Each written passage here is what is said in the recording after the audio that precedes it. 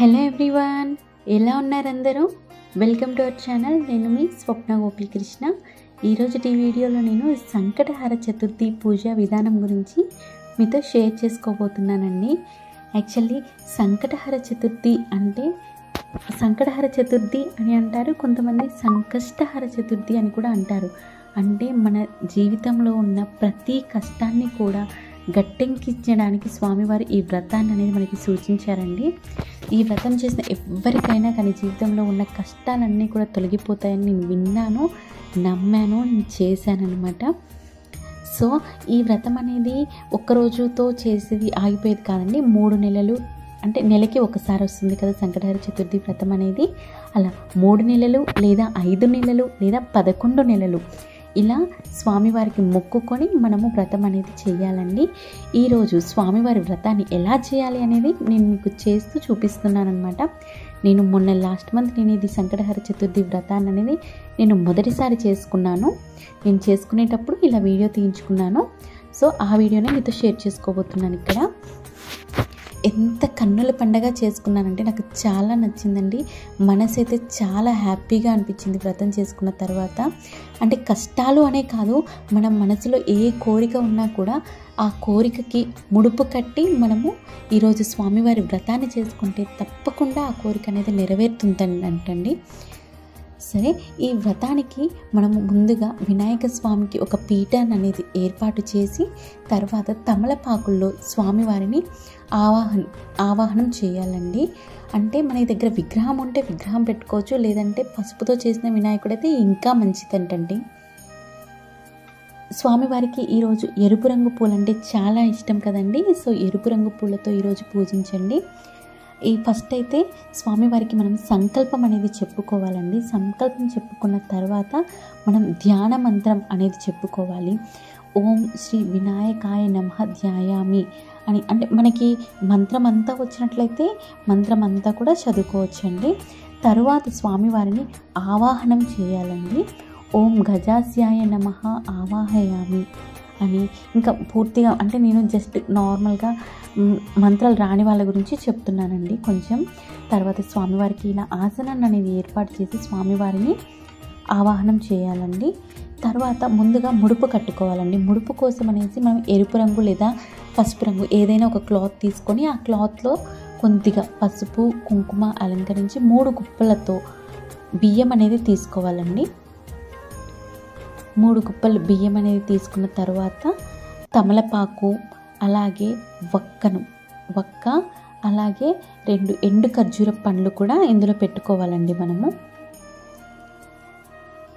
తర్వాత ఒక 50 రూపాయలు, ₹1 అలా కొంత అమౌంట్ అనేది అందులో పెట్టాలి. ముడుపులో అనేది మనం కట్టాలన్నమాట తప్పకుండా.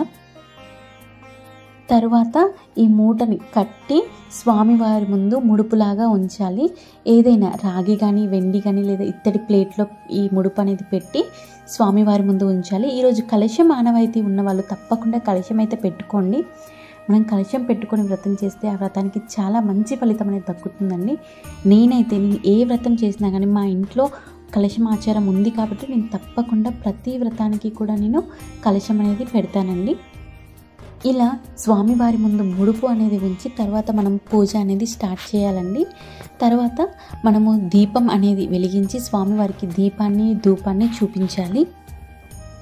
తర్వాత స్వామివారికి సంకల్పం చెప్పుకొని ధ్యాన మంత్రాన్ని చెప్పుకోవాలండి.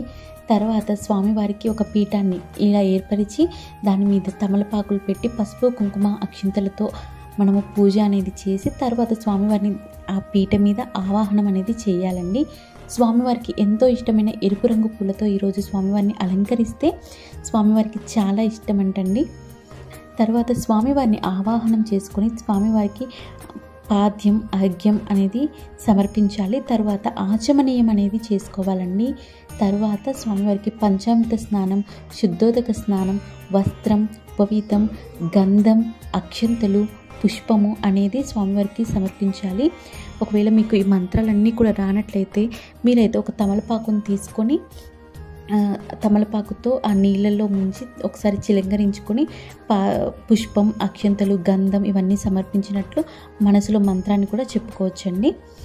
తరువాత స్వామివారికి పుష్ప పూజ అనేది చేయాలండి. ఓం సుముఖాయ నమః, ఓం ఏకదంతాయ నమః, ఓం కపిలాయ నమః, ఓం గజకర్ణకాయ నమః, ఓం లంబోదరాయ నమః, ఓం వికటాయ నమః, ఓం విఘ్నరాజాయ నమః, ఓం వినాయకాయ నమః, ఓం ధూమకేతవే నమః, ఓం గణాధ్యక్షాయ నమః, ఓం ఫాలచంద్రాయ నమః, ఓం గజాననాయ నమః, ఓం వక్రతుండాయ నమః, ఓం శూర్పకర్ణాయ నమః, ఓం హేరంబాయ నమః, ఓం స్కందపూర్వజాయ నమః అనుకుంటూ స్వామివారికి పుష్ప పూజ అనేది తప్పకుండా చేయండి. తర్వాత ఇక్కడ నేను చూపిస్తున్నట్టుగా కలశం అయితే ఏర్పాటు చేసుకొని స్వామివారి ముందు కలశాన్ని అయితే ఉంచండి. తప్పకుండా మంచి అనేది జరుగుతుందండి కలశం పెట్టి మనం పూజ చేస్తే కనుక. తర్వాత స్వామివారికి ఏకవింశతి దుర్వాయుగ్మ పూజ అనేది చేయాలండి. మీకు ఆన్లైన్లో అవైలబుల్గా ఉంటాయండి ఈ మంత్రాలన్నీ కూడా. అవన్నీ కూడా మీరు చెప్పుకుంటూ స్వామివారికి ఒక్కొక్క ఆకుతో మీరు ఇలా పూజ అనేది చేయాలి. తర్వాత స్వామివారికి అష్టోత్తర శతనామావళి అనేది చదవాలండి. స్వామివారికి అష్టోత్తర శతనామావళి చదువుకుంటూ స్వామివారిని ఈరోజు గరికతోటి, అక్షంతలతోటి, పసుపుతోటి, కుంకుమతోటి, అలాగే ఎరుపు రంగు పువ్వులతోటి స్వామివారికి ఈరోజు మనము అష్టోత్తర శతనామావళి చదువుకుని స్వామివారికి పూజ అనేది చేయాలండి. ఈరోజు ముఖ్యంగా సంకటనాశన గణేశ స్తోత్రం మీకు ఆన్లైన్లో అవైలబుల్గా ఉంటుందండి. చాలా బుక్స్ కూడా ఉంటాయి. అందులో మీకు నేనైతే డిస్క్రిప్షన్లో ఇస్తాను మీకు సంకటనాశన గణేశ స్తోత్రము, అలాగే వినాయక స్వామి అష్టోత్తర శతనామావళిని కూడా మీకు డిస్క్రిప్షన్లో అయితే ఇస్తాను. మీరు చూసుకుంటూ మీరు పూజ అనేది చేసుకోవచ్చండి. తర్వాత స్వామివారికి ధూపం, దీపం, నైవేద్యం, ఫలం, తాంబూలం, నీరాజనం సమర్పయామి అనుకొని అన్నిటినీ కూడా స్వామివారికి సమర్పించుకోవాలండి. స్వామివారికి తాంబూలం అయితే ఖచ్చితంగా పెట్టుకోండి. ఈరోజు ఏదైనా ఒక పండు, ఆకు, ఒక 1 రూపీ కాయిన్ అయినా పెట్టుకొని మీరు స్వామివారికి ముందు తాంబూలం అనేది సమర్పించండి. తర్వాత పుష్పాంజలి అంటే పుష్పంతో స్వామివారిని పూజ అనేది చేసుకోవాలండి. ఈరోజు గరికతో కనుక పూజ చేస్తే స్వామివారికి చాలా ప్రీతికరం. అంటే గరిక అనేదంటే స్వామివారికి ఎంతో ఇష్టమైన ఇది అంటారండి. సో తప్పకుండా ఈరోజు స్వామివారి దగ్గర గరిక అనేది ఉంచి గరికతో కూడా మీరు స్వామివారిని పూజ అనేది చేయండి. తప్పకుండా మంచి అయితే జరుగుతుందండి. తరువాత స్వామివారిని ఇలా అష్టోత్తర శతనామావళి అన్నీ కూడా చదువుకున్న తర్వాత స్వామివారికి కొబ్బరికాయ అయితే కొట్టి స్వామివారికి హారతి కర్పూరం ఇవ్వండి. తర్వాత స్వామివారికి క్షమా ప్రార్థన అయితే చెప్పుకోవాలండి. ఏ పూజలో అయినా కూడా మనం దేవుళ్ళకి పూజ చేసేటప్పుడు క్షమా ప్రార్థన అని చెప్పుకుంటే మనం పూజలో ఏమైనా తప్పులు చేసి ఉంటే స్వామివారిని క్షమించమని అడుగుతున్నట్టు కనుక మీరు తప్పకుండా క్షమా ప్రార్థన అనేది చెప్పుకోండి. తర్వాత తీర్థ ప్రసాదాలని మనం స్వీకరించి స్వామివారికి సాయంత్రం మనము మళ్ళీ వినాయకుడికి పూజ చేసుకుంటాం కదా, ఆ తర్వాతనే మనం ఉద్వాసనం అనేది చెప్పాలండి. సాయంత్రం పూజ అయ్యే వరకు కూడా మనము వినాయకుడిని కదల్చకూడదండి. స్వామిని అస్సలు కదల్చకుండా మనము అలాగే ఉంచాలి. ఇప్పుడు ఏంటి అంటే ఉదయం అంతా కూడా మనం పూజ అయిపోతుంది కదా, పొద్దున్న నుంచి కూడా మనం ఏమీ తినకూడదు అనమాట, ఉపవాసం ఉండాలి. స్వామివారికి అయితే ఈరోజు బెల్లము నువ్వులు కలిపిన ఉండల్ని అలాగే కుడుముల్ని నైవేద్యంగా మీరు సమర్పించాలండి. ఈరోజు స్వామివారికి నువ్వులుండలు, కుడుములు అంటే చాలా ఇష్టం అంట. సో అందుకని తప్పకుండా ఆ నువ్వులు బెల్లం కలిపిన ఉండల్ని అలాగే కుడుముల్ని స్వామివారికి ఈరోజు నైవేద్యంగా సమర్పించండి. అయితే మీరు పొద్దున్న నుంచి ఏమైనా ఫ్రూట్ జ్యూసెస్ కానీ అలా ఏమైనా తాగని కానీ ఘన పదార్థాలు ఏమీ తినకుండా ఉపవాసం అయితే ఉండి సాయంత్రం వరకు కూడా మీరు ఉపవాసం ఉండి సాయంత్రం సూర్యాస్తమయం అయిన తర్వాత మళ్ళీ స్వామివారికి పూజ అనేది చేసి ఏదైనా కొంచెం ఒక పండు కానీ ఏమన్నా స్వామివారికి నైవేద్యంగా పెట్టి ఆ తర్వాత మీరు చంద్రునికి ఆర్ఘ్యం అనేది ఇవ్వాలండి.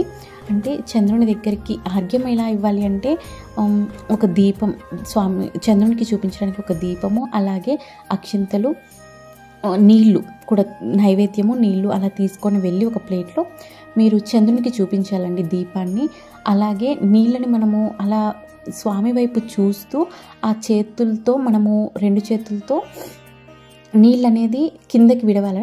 కిందకి విడిచినప్పుడు ఆ నీళ్ళు భూమి మీద పడాలి. సరే ఇప్పుడు అపార్ట్మెంట్లో అలా ఉంటున్నారు కాబట్టి ఇప్పుడు అలా భూమి మీద నీళ్లు పడడం అనేది కొంతమందికి సాధ్యం కాదు కాబట్టి స్వామి వైపు చూపించి మీరు ఏదైనా మొక్కలు అయినా కూడా పోసేయొచ్చండి.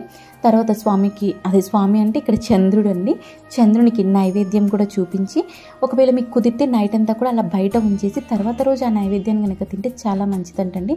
లేదంటే మీరు ఆ నైవేద్యాన్ని లోపల తీసుకొచ్చి పూజ గదిలో పెట్టుకొని తర్వాత రోజైనా తినొచ్చు. అయితే ఇలా చంద్రునికి కూడా అర్ఘ్యం ఇచ్చేసిన తర్వాత స్వామివారి దగ్గర ఉన్న మనం ముడుపు ఏదైతే కట్టామో ఆ ముడుపుని మనం ముడుపు పెట్టేటప్పుడే మనం స్వామివారికి చెప్పుకోవాలండి. 3 నెలలు చేస్తాను, 5 నెలలు చేస్తాను, లేదా 11 నెలలు చేస్తాను అని. మనం ఖచ్చితంగా 3 నెలలు అనుకుంటే 3 నెలలు చేసుకోవచ్చు, లేదా 5 నెలలు చేసుకోవచ్చు. ఈ టైంలో మనకి స్వామివారు మన కోరికలన్నీ కూడా నెరవేరుస్తారు. అలాగే మన కష్టాలన్నీ కూడా గట్టెక్కిస్తారంటండి. సో తర్వాత ఆ ముడుపునైతే సాయంత్రం మీరు విప్పి అందులో ఉన్న బియ్యం ఉంటుంది కదండి, మనం బియ్యం పెట్టాం కదా, ఆ బియ్యాన్ని మనము పొంగలిగా చేసుకొని స్వామివారి దగ్గర మళ్ళీ పెట్టాలండి నైవేద్యంగా. తర్వాత మనం తీసుకొని ఆ నైవేద్యం దాన్ని ప్రసాదంగా తీసుకొని మన ఇంట్లో ఉన్న వాళ్ళందరికీ కూడా ప్రసాదంలాగా పెట్టి అప్పుడు మనం ఉపవాసం అనేది విడవాలండి. తర్వాత మనం నైట్ అన్నమైనా కూడా తినేసేయచ్చు, ప్రాబ్లం ఏం లేదు. ఇలా ఉపవాసం అనేది విడవాలండి. తర్వాత ఆ ముడుపులో ఉన్న వస్తువులు ఏం చేయాలి అనేసి అనుకుంటాం కదా, జాకెట్ పీస్ అయితే అనుకోండి మనం ఏమైనా బ్లౌజ్ కుట్టించుకోవచ్చు, లేదా దేవుడి దగ్గర కూడా వాడచ్చు. కానీ మళ్ళీ ముడుపులాగా కట్టడానికి వాడకుండా నార్మల్గా ఏమైనా క్లాత్ లాగా కూడా యూజ్ చేసుకోవచ్చు.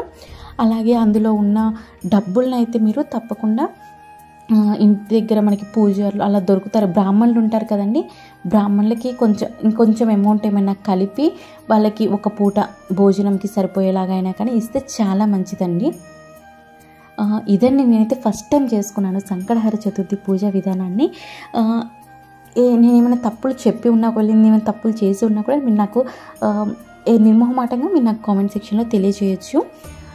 ఇదండి ఈరోజు వీడియో. ఈ వీడియో కనుక మీకు నచ్చినట్లయితే లైక్ చేయండి, షేర్ చేయండి, అలాగే నా ఛానల్ని సబ్స్క్రైబ్ చేసుకొని పక్కనే ఉన్న బెల్ ఐకాన్ని క్లిక్ చేయండి. థ్యాంక్ యూ సో మచ్ అండి ఫర్ యువర్ సపోర్ట్.